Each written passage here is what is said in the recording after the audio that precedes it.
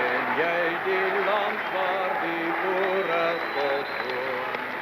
Land met sy berge, terrasse gekroon. Land met sy ruimte so wyd en so vry. Hy, dis die land, dis die wêreld vir my. Ken jy die land?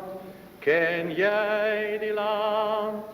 Ken jy die land waar die boere volk woon? Ken jy die land waar die boere volk woon? Hy, dis die land, dis die wêreld vir my. Dames en here, meneer Eugene Terreblanche.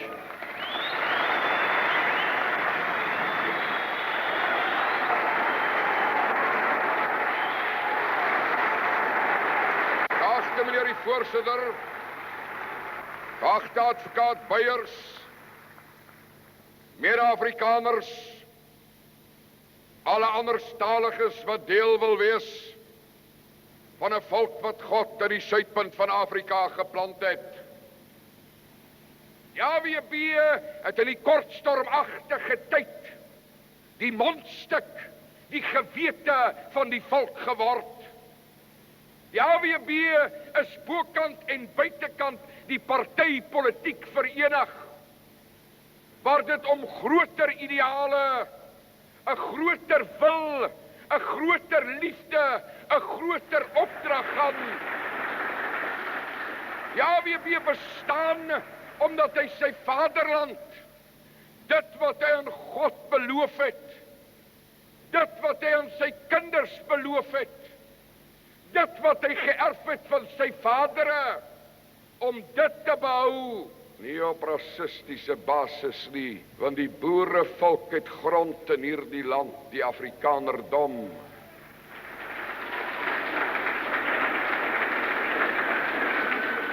Wat 'n groter taak is daar vir 'n geslag as juist die taak dat hy die erwe van die vadere aan die kinders as erwe moet oorhandig. Watter ander sin is daar in die bestaan van 'n volkse geslag as juist dit? En 'n volk wat nie grond het nie, is 'n swerwervolk, wat uit grond groei krag, uit grond groei liefde, uit grond groei trou, uit grond groei kultuur. Dit is die akker, dit is die basis waaruit 'n volk se totale volkswees groei. As jy op 'n ander se grond bly, sterf jou kultuur, want jy kan hom nie handhaaf.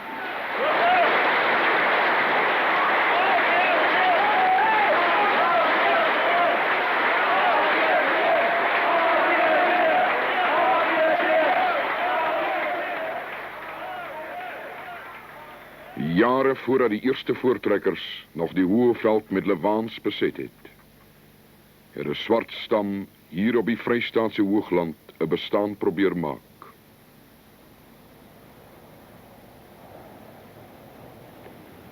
Tot die laaste man is hierdie volkie deur die moordbendes van Silkaats uitgewis. Vandag het slegs enkele klipruïnes oorgebly as getuienis van hul bestaan. 'n Waarskuwing aan diegene wat dink dat Afrika gematig is. 30 kilometer van die ou ruïnes af het die voortrekkers 'n dorp gestig na hulle oorwinning oor die einste Silkaats. 'n Stryd waarby man, vrou en kind betrek was. Winburg het hulle dit genoem, om die oorwinning te herdenk. Die oorwinning van 'n klein groepie boere wat bereid was om alles op te offer vir die vryheidsideaal. En hy dat volk van Heldenmoed. 'n eeu later sou hulle nasate die groot trek herdenk. Sonder die offers en ideale van die voortrekkers sou die moderne Afrikaner nie bestaan het nie. In 1938 was die Afrikaners nie skaam om hulle dankbaarheid teenoor hulle voorouers te toon nie. Stedeling en plattelander, boer en boer, sou mekaar die hand gee.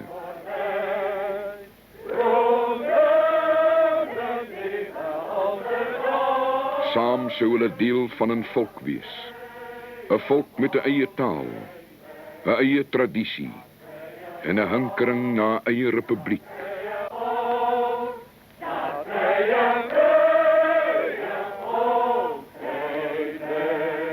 In die tyd word die geld ingesamel om arm Afrikaners weer op hulle voete te help.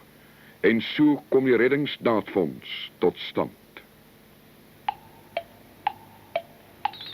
Die grootste deel van die fondse is deur die Broederbond aangewend om Afrikaner kapitaliste soos Anton Rupert op die pad na sukses te sit.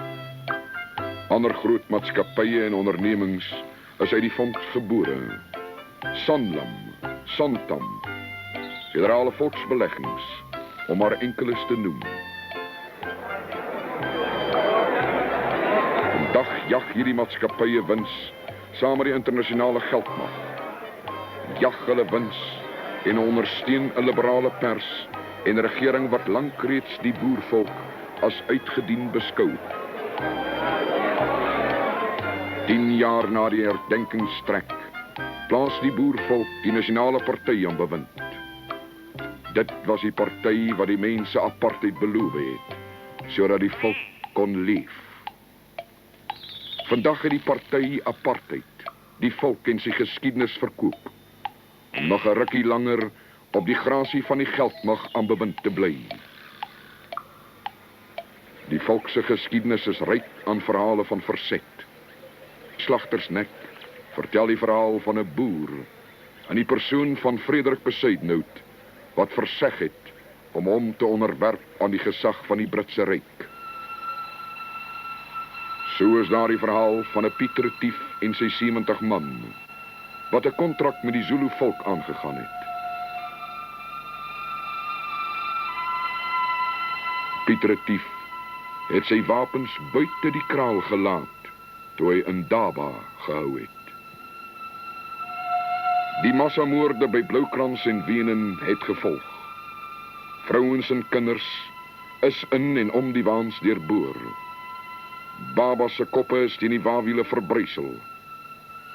So die boervolk Noord-Natal met die bloed van sy geliefdes gekoop. Die volk se geskiedenis vertel ook van 'n gelofte aan God wat op die slag van Bloedrivier uitgeloop het. 'n Gelofte wat vandag 'n verleentheid geword het vir die nasionale party, wat die geskiedenis moet oorskryf sodat die Afrikaner nie meer weet waar hy vandaan kom nie. En 'n volk wat aan geheueverlies ly, weet ook nie meer waar hy môre heen gaan nie.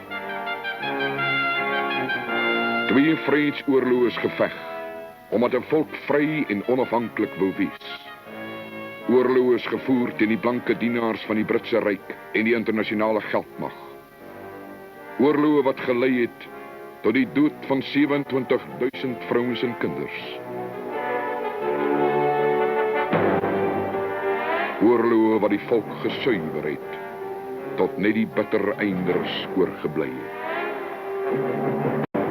Met uniewording in 1910 skep die geldmag kunsmatig 'n nuwe volk. 'n Volk sonder 'n verlede, 'n volk sonder 'n toekoms. 'n Volk wat sou bekend staan as White South Africans. Die Afrikaner moes eers sy identiteit tussen die ander blanke volke van die suidelike Afrika verloor. 2 jaar later kom die African National Congress tot stand. Hulle deure sou oopstaan vir alle South Africans, ongeag ras of volk. Met die uitbreek van die Eerste Wêreldoorlog word die Unie-magte deur generaal Botha aangewend om Brittanje se ryksuitbreiding in Duits-Wes-Afrika waar te neem. Die ou boereleiers, De Wet en Delarey, verset hulle teen hierdie daad waarin Afrikaners gebruik word om die empire uit te brei. 'n Jong weermagoffisier word gefusileer toe hy in opstand kom teen hierdie optrede van die White South Africans. Opstand, want Joopie Fourie wou boer wees. Om boer te wees was nog nooit maklik nie. Afrikaners wat nie meer op hulle vernietigde plase kon voortbestaan nie, moes ons arbeiders en daglonaars teen 'n karige vergoeding in die stede en in die myne gaan werk soek.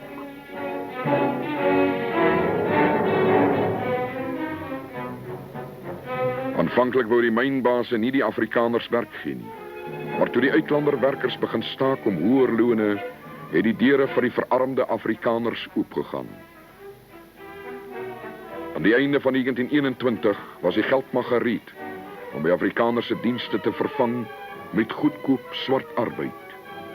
Die mynwerkers het hulle hierteen verset en die mynbase het generaal Smuts en die Unie Weermag ingespan om die stakers te verpletter.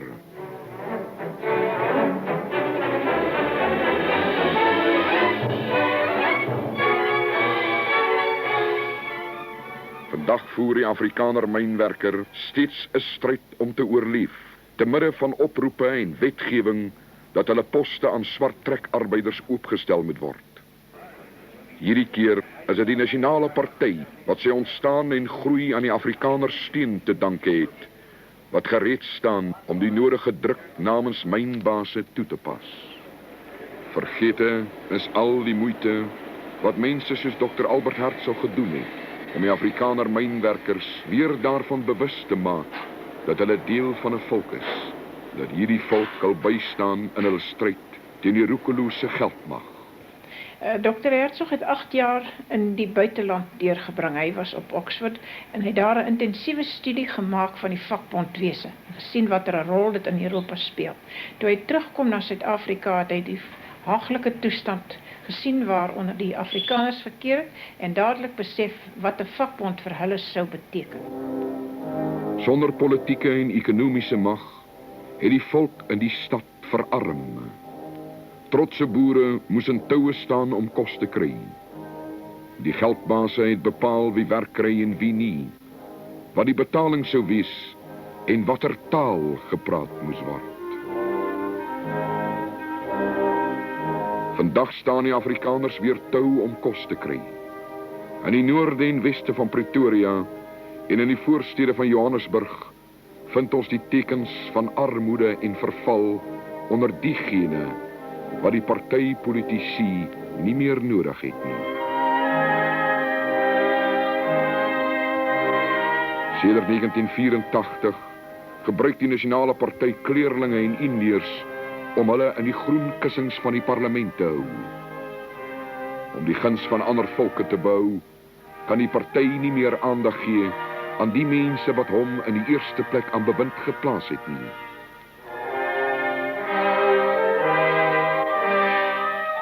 Hier soos elders is dit die Afrikaner weerstandsbeweging wat kos en komberse moet verskaf om te sorg dat volksgenote nie heeltemal ondergaan nie.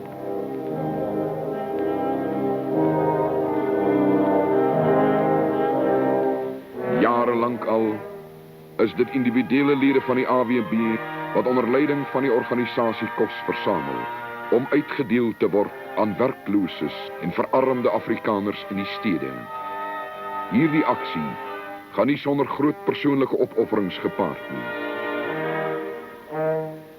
Hierdie manne staan dou voor dag op om uit hulle eie landerye en die van ander welwillendes groente in te samel.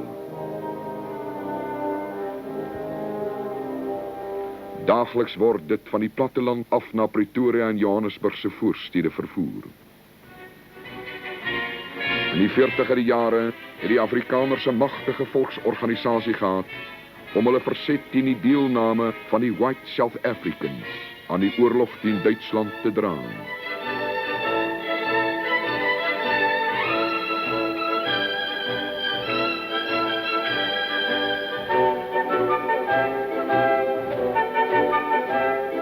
Die Ossewa brandwag is vroeg in sy bestaan ondergrawe en verketter deur die Nasionale Party en sy magtige persmasjien.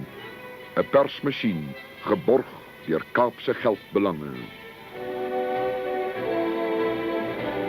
Met die Ossewa brandwag se hulp het die Nasionale Party die regering in 1948 oorgeneem.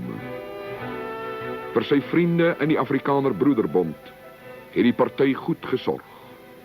Nuwe poste was volop en nuwe verdrae is met die geldmagte gesluit.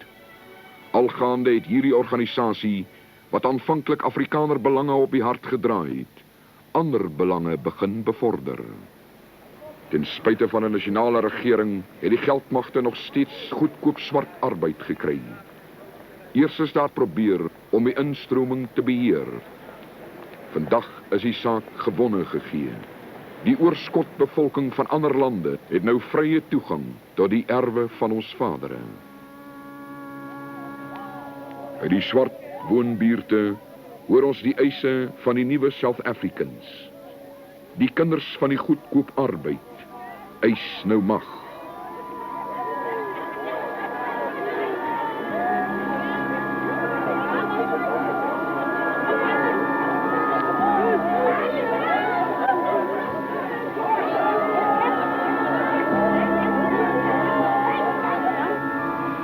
Well, they usually, firstly they stab the person and then beat him. After beating him, then they necklace that particular somebody. Well, it's just a matter of using a tire, petrol, and then matches. Die broederbonders slou steeds aan hulle poste en sirkuleer dokumente waarin die Afrikaner se boedeloorgawe uitgestippel word. Intussen het die voorsitter van die geheime organisasie, professor De Lange, reeds onder die beskerming van die Amerikaners met die ANC onderhandel. In dieselfde jaar wat die Broederbond voorsitter by die ANC gaan wit voetjies soek het Suid-Afrika se voorste verteenwoordigers van die geldmag ook in Lusaka gaan kuier. Anglo-American, Premier Milling en ander jagters van die groot wins wou net seker maak dat wanneer die ANC se moordbendes oorgeneem het, hulle nog toegelaat sal word om besigheid te bedryf. Kort hierna verskyn daar volblad advertensies vir die wettiging van die ANC in verskeie koerante. Op 'n koue wintersaand op Heidelberg in 1973 word die Afrikaner Weerstandsbeweging gestig in hierdie motorhuis. Dit was die nederige begin vir wat eers 'n klein Gideonsbende was. Hieruit het die volksstaat gedagte weer sy beslag gekry, het 'n volksbeweging, 'n vryheidsbeweging ontstaan. In 1978, nadat 'n sekere Afrikaanse professor in geskiedenis herhaaldelik die historiese betekenis van Geloftedag afgemaak het die hoofleier van die AWB en 'n groepie manne die volk se gewete weer klank. Die opspraakwekkende teer- en veersaak het daarop gevolg. Aan die begin van 1986 daag die minister van Buitelandse Sake die AWB dat hy 'n vergadering in Pietersburg sal hou. Hiermee het die volk se onderdrukte woede tot uitbarsting gekom.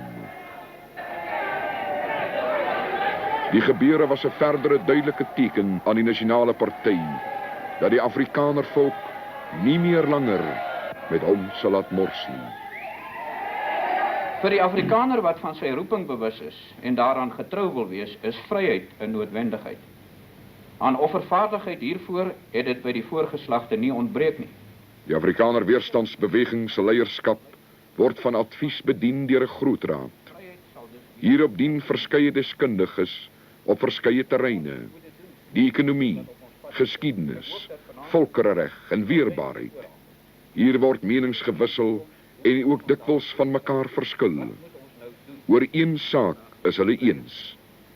Vir die Afrikaner volk lê daar 'n stryd voor wat hy ieder en elk sal betrek. Ek is basiese vegter. Ons is tog seker as 'n volk nie so sleg dat ons nie ons eie arbeid kan verrig nie. In elke bepaalde volk is daar diegene wat strate moet vee met diegene wat hoër werk moet verrig. Ons gaan die storms nou tegemoet. Die kunsmatigheid wat die partypolitiek gebring het oor die afgelope jare is verby. Die kunsmatige ekonomiese toestand waarbinne hierdie volk homself vervet het, is ook verby. Het is heel duidelik dat die aanslag juis op die volk gedoen word. Die Afrikanerdom moet dood. Die Afrikanerdom moet weg. 10 Oktober, Heldedag, is 'n Afrikaner vakansiedag wat nou deur die Nasionale Party afgeskaf is, sodat die kommunistiese Meidag aan die volksvreemde arbeiders gegee kan word. Heldedag word nog deur die AWB in ere gehou, op 'n terrein wat heilig vir die volk is. Hier word die ou voortrekkergelofte weer herbevestig. Die boere kan nie hulle grond in Noord-Natal verpand nie. My broeders en Hulle het dit van die Here ontvang. Hier staan ons voor die heilige God van die hemel en van aarde, om 'n gelofte aan hom te doen, dat, as hy ons sal beskerm en ons vyand in ons hand sal gee, ons die dag en datum elke jaar as 'n dankdag, soos 'n Sabbat sal deurbring. Die Transvaal en die Vrystaat is eweneens ononderhandelbaar. Te veel van die Afrikanerse voorgeslagte moes hulle lewens opoffer, sodat vandag se Afrikaner daar kan leef. Dit is die basis waarop die Afrikaner weerstandsbeweging die oorwinning soek vir die moderne volksstaat.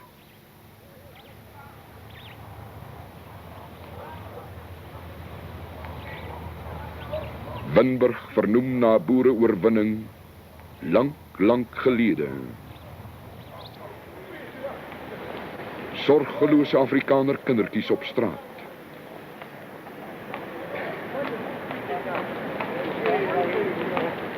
Buite die dorp bly Afrika, 'n kontinent waar volke kom en gaan, leef en sterf. 'n kontinent wat slegs die voed, wat hom beset en bearbei.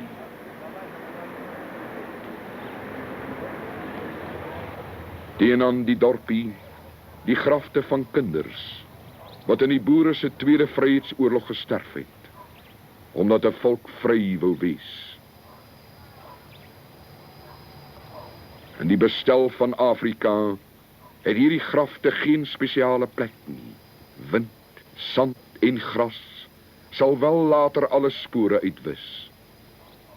In die bestel van die Afrikaner volk mag hierdie grafte nooit tot niet gaan nie. Afrika wag. Nog trill ons hart van duldelose smarte, nog groei geen grasie op die heilige plek, waar grond en klip die blik gebeentes dek, van wie die liefste was in onze harte. Nog rul die wêreld en die nasies bewe, by die verhaal van al die wrede leed. En reeds is daar wat roep ons moet vergeet.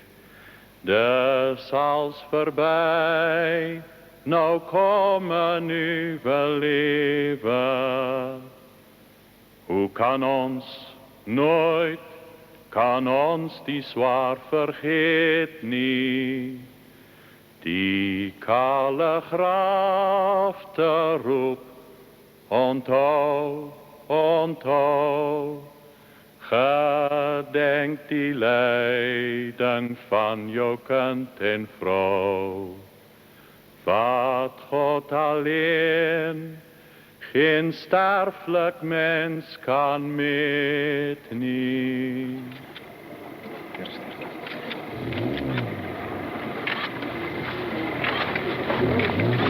Sterker jou, stap by jou. Kom ons ontmoet.